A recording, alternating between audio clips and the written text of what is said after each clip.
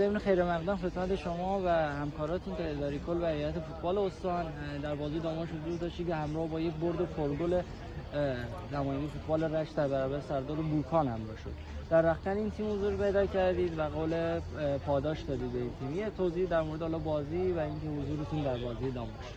بسم الله الرحمن الرحیم. عرض سلام و ادب و احترام و آرزوی قبولی طاعات و عبادات همه بینندگان عزیزان که نوارد از خداوند منان خواهان. خب من سعی میکنم به همه رویدادهای مهم ورزشی در همه رشته‌ها برم و از نزدیک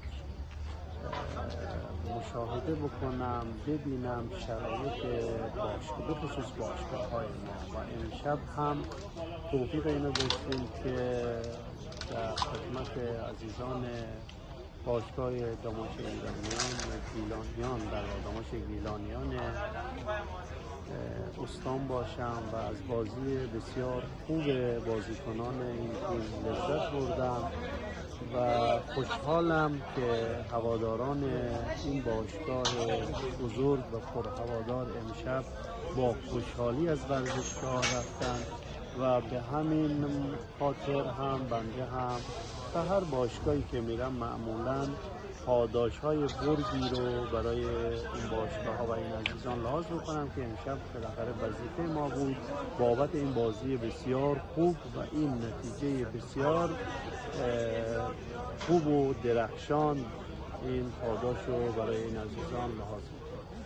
حضور حدود 2000 هوادار در این موقع شب و خارج از شهر شاید میتونه نوید بخش این بشه که با قولی شما دادین جهت بازسازی استادیوم آزادی حتی شاهد پر شدن استادیوم داخل شهر باشید. صحبت‌هایی در مورد بازسازی استادیوم آزادی کردید. به نظرتون چه تاریخی رو میتونید ارائه بکنید که استادیوم آماده میشه و رشتی‌ها میتونن تو استادیوم مرکز شهر از تیم‌هاشون میزبانی کنن؟ من باشگاه آزادی یعنی ورزشگاه آزادی رو فقط به خاطر این دو باشگاه پرهوادار، چون دغدغه هواداران هم باشگاه سپید هوادار سپید رود و هم باشگاه داماش گیلانیان رو دیدم و تا امروز هم جلسات مختلفی در خصوص کیفیت اجرا و کشت چمن طبیعی داشتم که بهترین ورزشگاه رو از لحاظ کیفیت چمن داشته باشیم که بازیکنان ما و باشگاه‌های ما راحتی اینجا بازی کنن و همچنین نیم نگاهی هم داریم برای ساخت سکوهایی که متناسب با استانداردها باشه. الان همین کار رو در ورزشگاه تفریحی بندرانزلی هم دنبال میکنیم که در یه چند روز آینده انشالله فاز اولش که بالغ بر 3000 صندلی تماشاگران بهره برداری میرسه.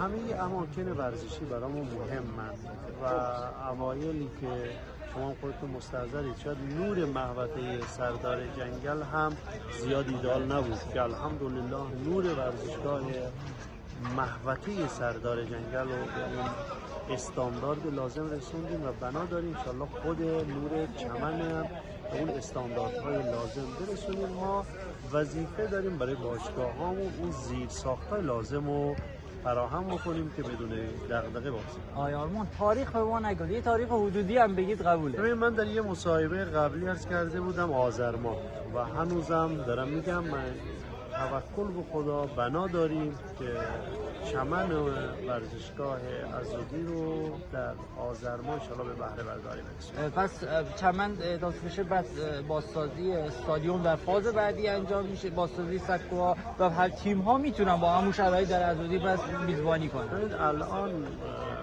ظرفیت حضور هوادارا در ورزشگاه هست. ضمن که من هفته قبل با پیمانکار ساخت سکوی هواداران صحبت کردم، به من قول دادن که در مرحله اول یه صفحه که داره آماده میشه که فکر کنم 1000 یا 1500 نفر ظرفیت داره رو انشالله به ما ظرف مدت 4-5 ماه آینده تحویل بده و بنا داریم فاز به فاز مرحله به مرحله انشالله این کار رو ادامه بدیم. به ما سوال آخر، ما آیا شاهد حضور استاندار محترم در دیدارهای تیم‌های رشتی علیه خصوص داماش خواهیم بود؟ 100% جناب آقای دکتر عباسی انصافاً خیلی استقبال میکنن و شما مستحضر بودید که هم در بازی ملوان هم چوب‌های چالش حضور یافتن و قطعاً ایشون خیلی علاقه نشون میدن که در بین هواداران داماش و سپیدرود انشالله حضور داشته. دست شما در نکنه. ممنون از وقتی که سپاسگزارم. تشکر.